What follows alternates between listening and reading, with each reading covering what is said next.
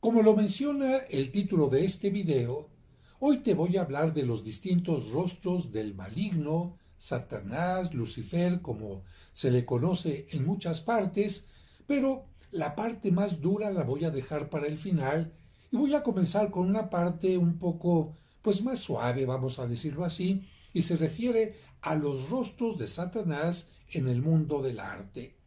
Pero antes de hablar de esto, tenemos que decir que la Sagrada Escritura no solamente menciona que exista el mal, sino también que existe el maligno. Y aquí algunas personas se preguntan, oiga padre, pero entonces Dios creó el mal. Y aquí hay que hacer una aclaración. Algunas cosas que nosotros consideramos mal simplemente son limitaciones de la vida humana, por ejemplo, la injusticia, por ejemplo, los temporales, las sequías, y también el mal tiene que ver con algunas decisiones equivocadas, actitudes equivocadas que son provocadas por el ser humano. Es decir, el ser humano o bien las limitaciones humanas son consideradas como algo malo y eso no lo creó Dios. Lo que sí creó Dios fue a los seres humanos, espíritus inteligentes, con voluntad, con libertad, y también creó a los espíritus. Dentro de los espíritus estamos hablando de los ángeles, y tanto tú como yo, precisamente por tener la voluntad y la libertad, podemos decidir si actuamos bien o mal. Y entonces si yo actúo mal, no es que Dios haya creado este mal que yo estoy haciendo. Por ejemplo, yo le robo a alguien. ¿Dios creó ese mal? No. Esta es una circunstancia de maldad que yo estoy provocando. Pues lo mismo sucedió también en el caso de los ángeles. Dios creó a los ángeles con libertad, con inteligencia, y lamentablemente uno de ellos se rebeló contra él, se rebeló contra Dios, y un grupo de seguidores también se rebelaron contra Dios. Son ángeles, son espíritus que lamentablemente, libremente, con su voluntad, voluntariamente, deciden no obedecer a Dios, y estos son aquellos a quienes nosotros conocemos como demonios, como ángeles rebeldes o ángeles caídos. Un ángel llamado Luzbel es aquel a quien nosotros reconocemos como el rebelde. ¿Qué significa Luzbel? Significa luz hermosa. Pero también a este ángel rebelde le conocemos como Lucifer. Y este nombre, fíjate, viene del latín lux, que significa luz, y fero, que significa llevar. Por lo tanto, Lucifer significa el portador de luz. Él fue el que no aceptó la voluntad de Dios de seguir el bien. Y nosotros vamos a hablar más adelante de otro nombre que se le da a este rebelde.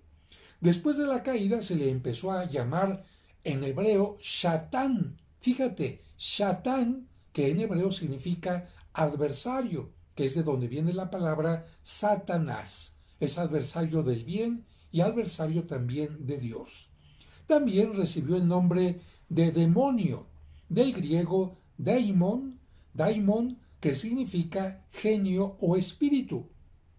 Los griegos así les llamaban a los espíritus, sean buenos o malos, pero en el mundo cristiano la palabra demonio concretamente se refiere a este ángel rebelde. La Biblia, más que hacer alusión a su aspecto físico, se preocupa en subrayar su maldad, su deseo de dañar, de destruir y sobre todo de alejarnos del bien y de Dios para, en cambio, seguirlo a Él y adorarlo a Él como si fuera Dios. Por lo tanto, lo que intenta Luzbel, Satanás, el demonio y sus seguidores son alejarnos del reino de Dios y acercarnos a su reino de maldad. Por eso en la Biblia se habla de él como el que engaña, el que nos presenta lo malo como bueno o apetitoso. También en la Biblia se nos habla como el tentador, y un ejemplo de esto lo encontramos cuando se acerca a tentar a Adán y a Eva, pero también cuando se acerca a tentar a Cristo en el desierto. También en la Biblia se presenta a el demonio como el que quiere destruir los planes y la obra de Dios.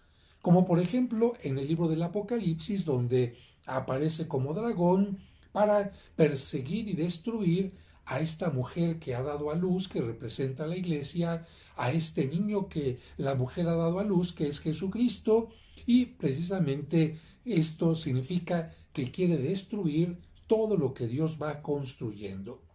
En cuanto a cómo es el demonio, tenemos que decir que si es un espíritu, los espíritus no tienen una forma corporal como los seres humanos, aunque quizás para engañar pueda tomar alguna forma corporal.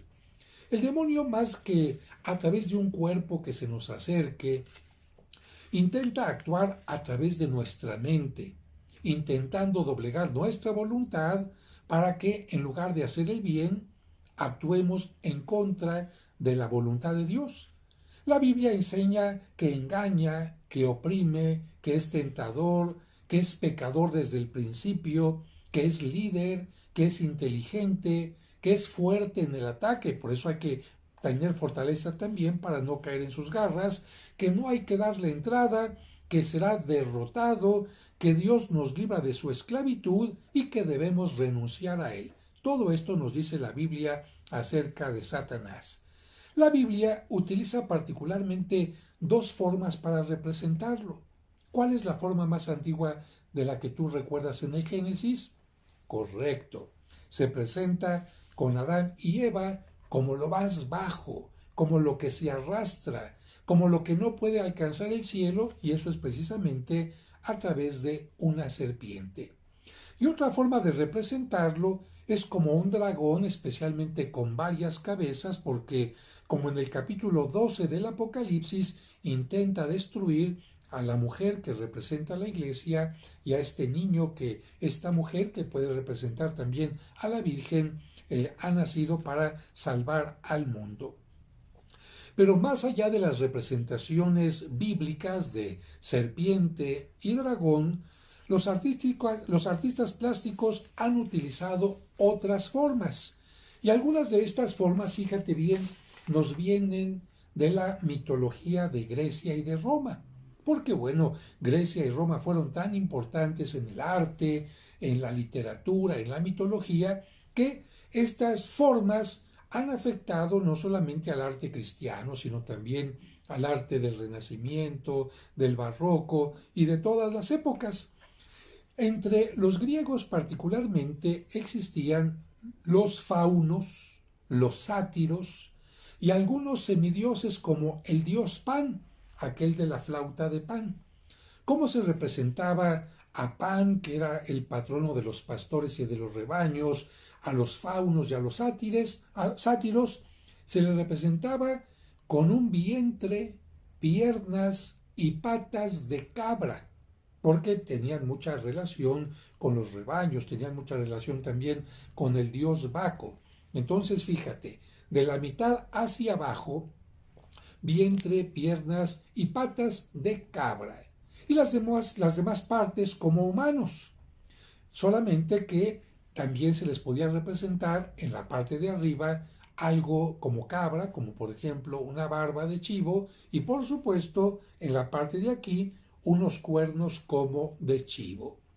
¿Qué querían decir los griegos con estas representaciones? Pues que estos personajes, más que comportarse como seres humanos llevados por la inteligencia, por las buenas decisiones, se dejaban llevar por sus bajas pasiones.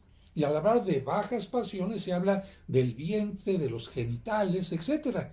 Por lo que estos personajes evidentemente significaban lo peor, lo más bajo. Y si Satanás es alguien que invita a la lujuria, a una sexualidad desenfrenada, a borracheras, a todo lo que es contrario a las buenas costumbres y a los valores del Evangelio, pues qué mejor manera de representar al demonio.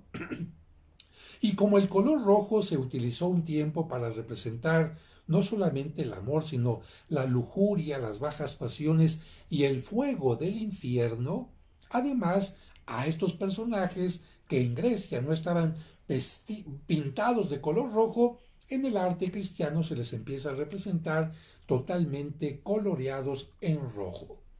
Otros elementos en el arte. Si a los ángeles se les representa como seres bellos, hermosos, con alas de águila, de pavo real o cisne, a los demonios se les empezó a representar con alas de murciélago. ¿Por qué? Pues porque este animal no es hermoso para nada y además vive en la oscuridad, en las cavernas, en las grutas. Si los ángeles tienen rostros bellos, pues los demonios van a tener rostros horribles, con facciones de perro rabioso.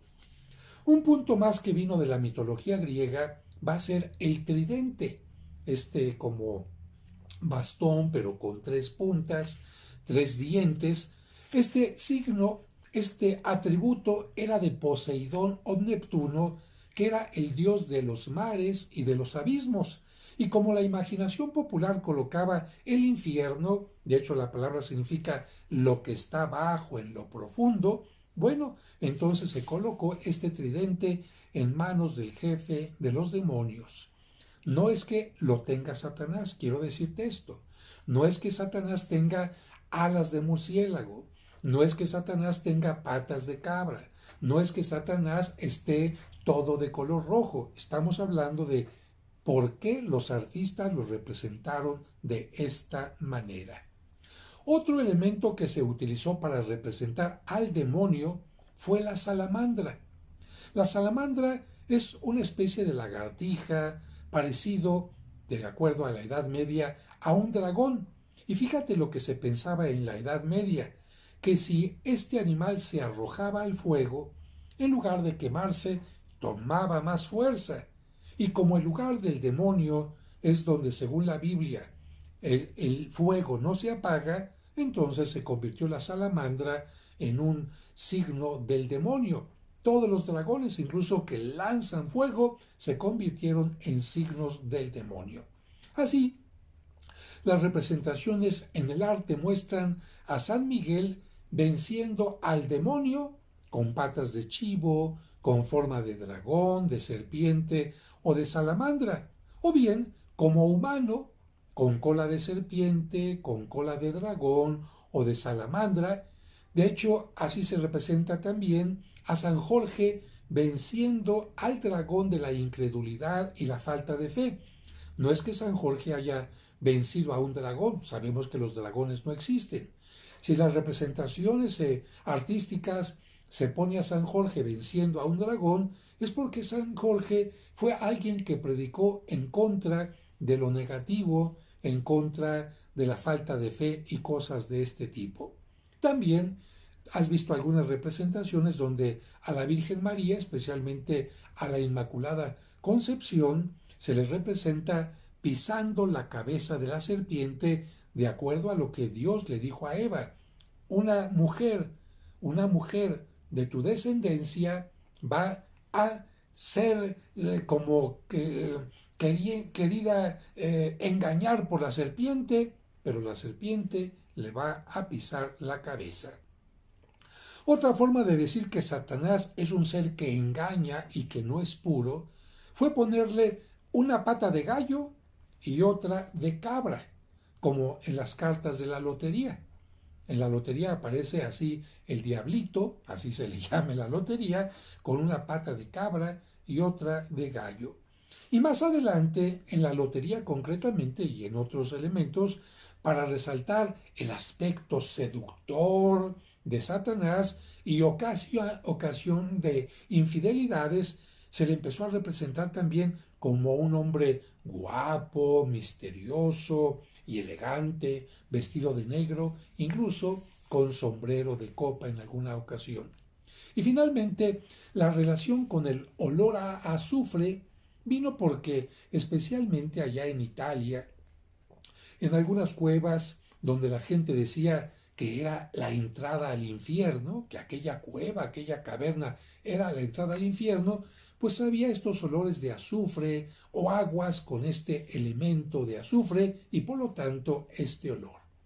Teniendo en cuenta todo esto que te acabo de decir, si alguien nos dice que se le apareció el demonio y que tenía patas de cabra, que tenía alas de murciélago, que tenía cola como de dragón, con una puntita, un triángulo en la puntita, que tenía tridente, o que era como un hombre elegante de negro, pues habrá que dudar, porque en realidad así no es el demonio real, así no es Satanás. Estas son simplemente representaciones que los artistas hicieron para hablar de él. Es como, por ejemplo, tú no me vas a decir que el amor es un niñito desnudo con flechitas al que le llamamos Cupido. No, esa es una representación del amor, pero definitivamente así no es el amor.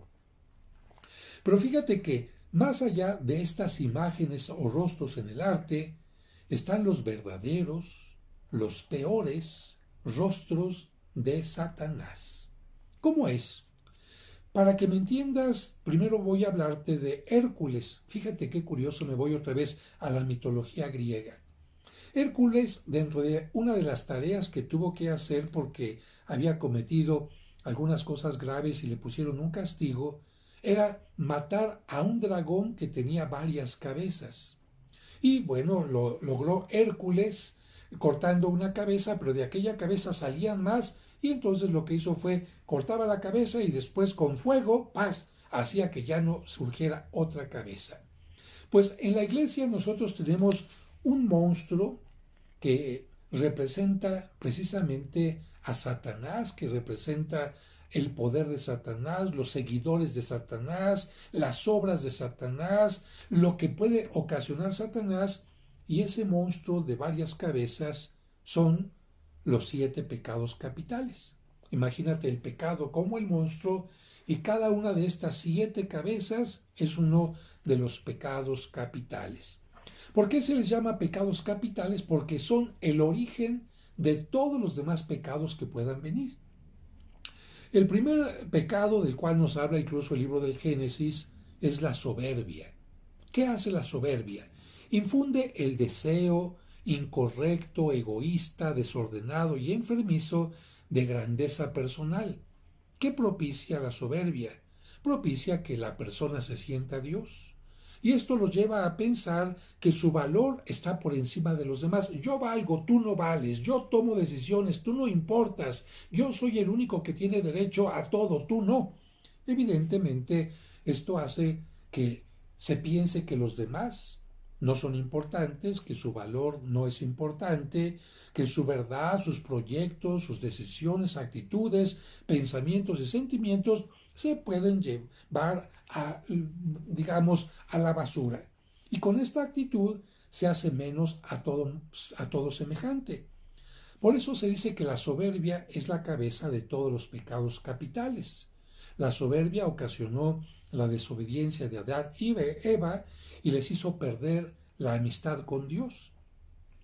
Los efectos de la soberbia son la presunción, la ambición, que es la búsqueda desordenada de dignidades y honores, la vanagloria, que busca solamente el aprecio de la humanidad, de los hombres, aunque sea a través de cualquier cosa. Necesito que me valoren, que me aprecien, y no importa lo que tenga que hacer para ello. También la soberbia provoca la hipocresía, que simula virtudes que se carecen, y Cristo nos enseñó a vencer la soberbia con el arma de la humildad. Aquí ya estoy tocando algo que tú me dirás, oiga, es que usted nos dijo que nos iba a mostrar los peores rostros del demonio. Claro, quizás tú nunca hayas visto a un personaje de rojo, con cuernos, con cola, pero seguramente has visto a muchos dirigentes políticos, a muchos líderes de grupos, has visto quizás algún amigo que de repente se llenó de soberbia, o alguna persona que se siente más que los demás, y ese es uno de los peores rostros del demonio. Allí está actuando el demonio. Esa persona está cayendo en sus redes, o es el demonio mismo que está actuando en ella, y uno diría, ah, caray, esta persona dejó entrar al demonio en su vida y quizás no se ha dado cuenta. Otro rostro del demonio es precisamente la avaricia. Y hay que tomar en cuenta que los bienes materiales no son malos, No es malo poseerlos ni administrarlos correctamente. Es totalmente lícito buscar los bienes temporales con fines honestos para proveer las necesidades de la vida, el sostén y el afianzamiento de la familia. El hombre tiene derecho mediante un trabajo a tener estos bienes que le van a ayudar. Sin embargo, cuando los bienes se convierten en un obstáculo para la salvación, se cae en la avaricia. Este pecado propicia el apetito desordenado de tener todo sin tomar en cuenta las necesidades de los demás también. La avaricia propicia el apego a las cosas terrenas, la dependencia de las cosas terrenas. No puedo vivir sin esto y sufro si no lo tengo. Y por supuesto hace que la gente se convierta en personas avaras, que tengan el ídolo del dinero, y por avaricia el hombre es capaz de venderse. Dice alguien que todo ser humano tiene un precio. Yo no creo en esto. Pero sí hay personas que son capaces de vender su dignidad, que son capaces de vender muchas cosas por el dinero, y esto por supuesto los hace prostituirse, cometer fraude, robo, secuestro, corrupción y homicidio. Por avaricia, los gobernantes cometen injusticias y descuidan al pueblo. Por avaricia, la policía acepta el soborno y la corrupción. Los ministros de cualquier credo, incluyendo sacerdotes, religiosas, pueden corromperse y olvidar su misión. Los matrimonios por avaricia pueden divorciarse. Los jóvenes por avaricia dejan su carrera cuando comienzan a recibir recursos económicos. ¿Cuántos jóvenes por avaricia se meten en el mundo de la delincuencia, del narcotráfico? ¿Cuántos abogados por avaricia son capaces de venderse, haciendo que los culpables parezcan inocentes y los inocentes terminen en la cárcel? ¿Cuántos equipos deportivos se venden convirtiendo el deporte en solo un negocio? La avaricia se combate con generosidad. ¿Y quién dice que no ha visto de repente que el demonio está actuando en estas personas que han caído en la avaricia? Otro rostro del demonio es la lujuria. Tú sabes que Dios creó al hombre y la mujer, creó la sexualidad, y que Dios les dijo: ámense, reproduzcanse, por supuesto, sean fecundos. Y aquí nosotros encontramos que todo amor verdadero puede tener expresiones corporales buenas. Sin embargo, cuando el sexo ya no tiene amor, cuando el sexo se convierte simplemente en la búsqueda del placer, estamos hablando ya de la lujuria. La lujuria es la inclinación desordenada de los placeres sexuales. Engaña diciendo que el placer sexual es mejor que el mismo amor, y que es capaz la lujuria, lamentablemente, de matar el amor por la búsqueda del placer.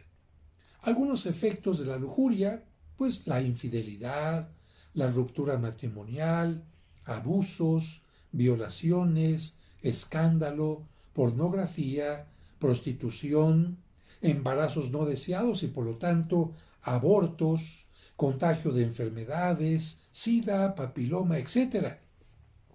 Quizás alguien diga: yo no he visto al demonio de color rojo ni con cuernos, pero no podrá decir que no ha visto lamentablemente violaciones, abusos, personas que venden su cuerpo, pornografía, en fin. Ese es un rostro tremendo del demonio, de cómo actúa, de cómo va haciendo que alguien se aleje de Dios para convertirse en adorador de Satán. Cristo nos enseña que la lujuria se vence ¿cómo? Con amor verdadero. Otro rostro tremendo del demonio es la ira. Y aquí tengo que decirte algo, porque de repente escuchamos una frase que no es verdadera, no se refiere a algo correcto. Nos dicen de repente que el que se enoja pierde. Ah, caray, yo no creo esto. Yo creo que todas las emociones son sanas cuando se saben controlar. El enojo es bueno porque nos ayuda a poner límites. El enojo es bueno porque nos ayuda a reconocer que alguien no cumplió con una promesa. Imagínate, chocan tu auto a propósito y no te vas a enojar.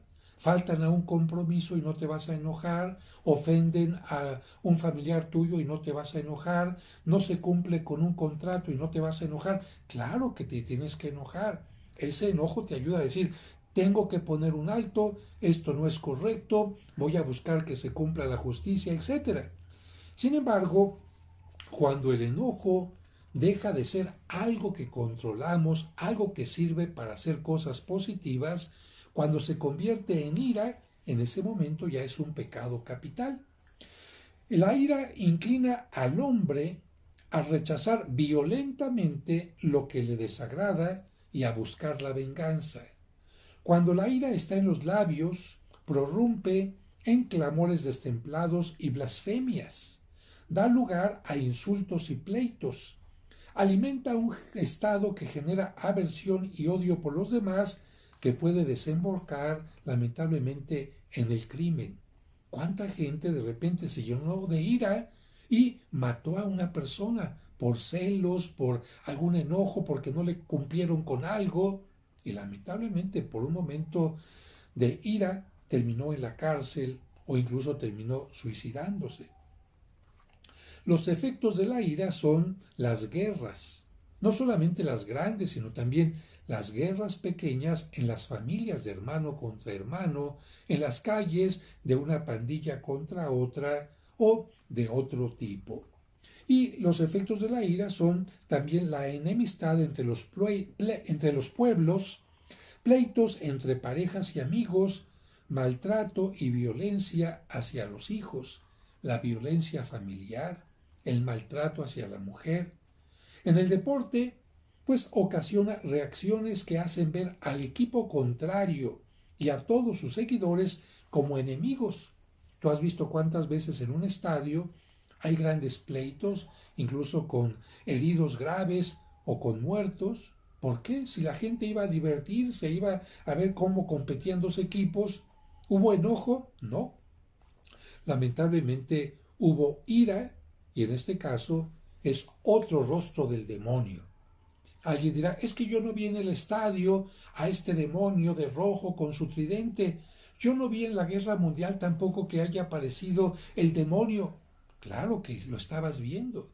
Estaba metido, actuando dentro de las personas que se negaron a seguir el plan de Dios, que es precisamente como se vence la ira. ¿Con qué nos dice Cristo que se vence la ira? Con la paciencia. Otro pecado, y estamos llegando ya a la mitad, más de la mitad, es la gula.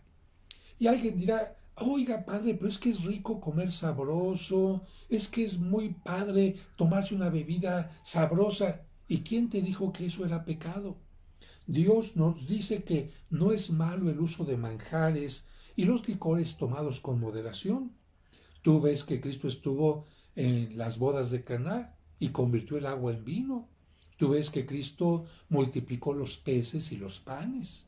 De tal manera que también ves que Cristo estuvo en el banquete de Leví, donde había todo tipo de viandas. A Cristo no se le ocurría decir que comer sabroso, beber sabroso era malo de ninguna manera. Incluso los judíos tienen como costumbre el Shabbat, gozar lo que han trabajado. ¿Y cómo se goza? Vistiéndose correctamente, vistiéndose de la mejor manera y alimentándose adecuadamente. Sin embargo, ¿qué es la gula? La gula es, fíjate, una pasión desordenada para comer o beber, haciendo que el abuso se convierta en algo malo. Y cuando estamos hablando de abuso, estamos hablando de exceso, pero también de una carencia. Porque si una persona no se alimenta adecuadamente, eso también es gula. Normalmente lo hablamos como exceso. Y la gula es causante de desórdenes como la diabetes, la obesidad, la embriaguez, que hace perder el sentido y ocasiona graves males. ¿Cuál es el resultado de la gula? Bueno, pues enfermedades como ya hemos dicho, diabetes, obesidad, paros cardíacos, pero también cuando se viene a través de los licores, el embotamiento intelectual, la muerte prematura, accidentes, violencia intrafamiliar. ¿Cuántas veces hemos visto que porque alguien de la familia empezó a tomar, empezaron los problemas? Separación matrimonial, maltrato infantil, personas que en estado alcohólico han terminado incluso con la vida de sus hijos y otro tipo de cosas. Ay, yo no vi al demonio en la cantina. Yo no vi al demonio en el coche de aquella persona que iba manejando alcoholizada. Bueno, yo diría, yo sí lo vi, lamentablemente. Más que fuera de aquella persona, estaba dentro de aquella persona. ¿Y qué nos dice la Sagrada Escritura? ¿Qué nos dice Cristo? Que la gula se vence con templanza y con sobriedad. El penúltimo rostro de Satanás sería la envidia. ¿Qué es la envidia? Fíjate, la envidia no es una ambición sana. Si yo veo que a alguien le está yendo bien, yo digo, a mí me gustaría también que me fuera bien. Si yo veo que a alguien le está yendo bien en su trabajo, yo quisiera también tener un alto puesto. Me gustaría desempeñar un alto puesto, me gustaría tener una casa bonita, una casa con los recursos adecuados, me gustaría tener quizás un automóvil, me gustaría viajar. Eso no se llama envidia. Eso se llama un deseo sano de crecer a través del trabajo, a través del estudio, a través de otras cosas positivas. Pero la envidia, ¿por qué es un pecado? Porque la envidia hace que sintamos tristeza cuando a alguien le va bien. Fíjate qué distinto. Si a alguien le está yendo bien, ay, me siento mal, o me siento enojado porque le está yendo mal, ay. Y la envidia también es desear que al otro le vaya mal. Pero la envidia también es alegría, fíjate bien, porque le va mal a la otra persona. Ay, qué bueno que se le quemó la casa. Ay, qué bueno que le chocaron su coche. Ay, qué bueno que lo despidieron. Eso es envidia también. ¿Y qué te dice a ti esto de que sientas coraje cuando a alguien le va bien o que sientas alegría cuando le va mal? Pues que tu corazón está enfermo, que tu corazón no está lleno de amor, que tu corazón no está buscando el bien de los demás. Así que esto no es correcto. ¿Qué hace la envidia? Hace que nos consideremos menos, que sintamos que disminuye nuestra propia excelencia o valor cuando el prójimo triunfa o cuando recibe dones o bienes y nos hace vivir acomplejados por el progreso de los demás.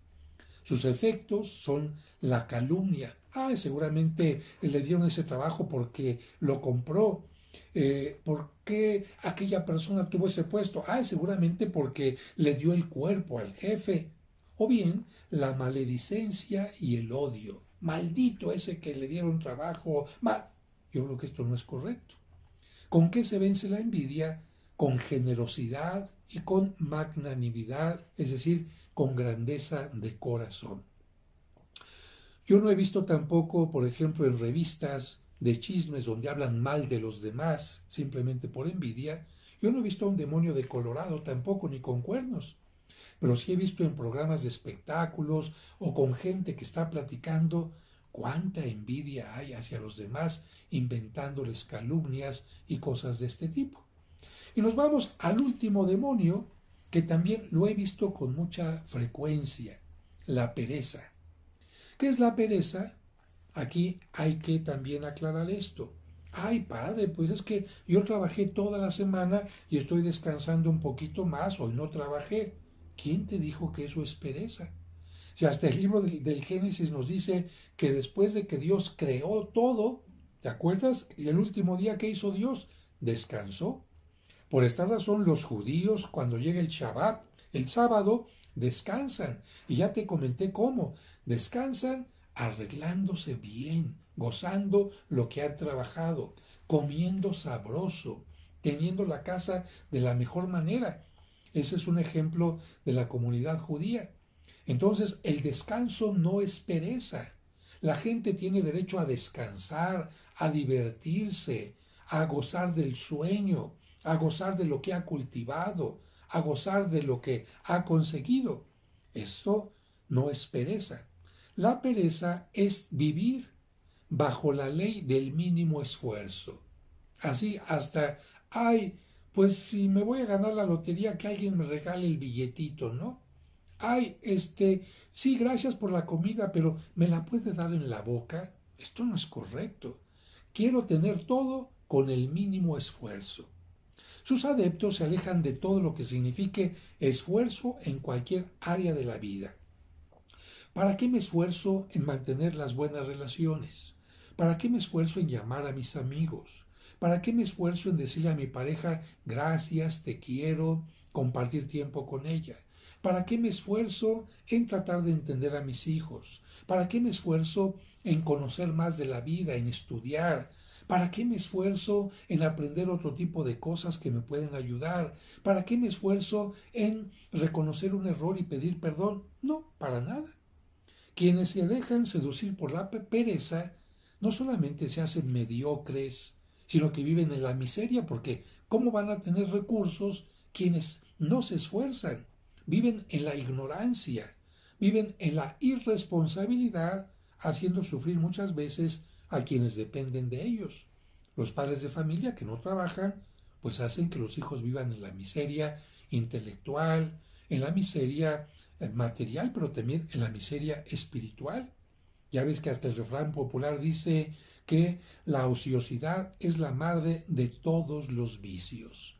La pereza incluso para ir a misa, la pereza para confesarse y reconocer los errores, la pereza para leer la Biblia. Bueno, yo he visto lamentablemente a mucha gente que por pereza ha permitido que el demonio entre a su casa. Y creo que Cristo nos dice, la pereza se vence ¿cómo? Con diligencia, con disponibilidad, con gusto en el servicio, con el trabajo. Así que yo quiero terminar este video diciéndote que hemos visto cómo se representa al demonio en el arte, de dónde surgieron estas formas de representación, pero el demonio no es alguien con cuernos, vestido de rojo, con cola, con patas de cabra. Como ya te diste cuenta, el demonio es alguien, porque es un ser personal, que te hace caer en los pecados capitales. Cada vez que tú caigas en estos pecados, piensa que le estás cerrando la puerta a Dios y se la estás abriendo al demonio. Y piensa que a lo mejor lo estás alimentando cada vez más y por eso tus pecados se van haciendo cada vez más grandes. ¿Cómo podemos hacer que el demonio se aleje de nuestra vida? Invitando a Dios. Cuando tú invitas a Dios en tu vida, automáticamente el demonio se va saliendo. Ahí no puede estar. Quizás te pueda tentar como lo hizo con Cristo, porque el demonio no se cansa de seguir buscando y buscando. Y por eso en el Padre Nuestro Cristo nos enseñó a decir, no nos dejes caer en la tentación. ¿Y cómo se vence la tentación? ¿Cómo lo hizo Cristo? ¿Cómo lo han hecho tantos santos? ¿Cómo lo has hecho tú también? Pues cuando haces oración y cuando no te olvidas de los valores del Evangelio, porque todos tenemos tentaciones. Pero aún en el caso de que hayamos caído en la tentación, Cristo nos dijo en el Padre Nuestro, líbranos del mal. Y para eso Dios está siempre dispuesto a perdonarnos y a darnos la fuerza necesaria para que sigamos adelante en la lucha contra el mal. Dios no quiere que seas presa del demonio, Dios quiere que te conviertas más bien en alguien cada vez más cercano a Él y a eso se le llama un proceso de santidad. Un poco largo el video, pero creo que nos puede ayudar. Recuerda que si te ayudó este video, pues compártelo con los demás. Y si quieres que te lleguen en forma automática y todavía no te has suscrito a mi canal, suscríbete aquí donde te da esta opción para que te lleguen en forma automática. Que Dios los bendiga y hasta la próxima.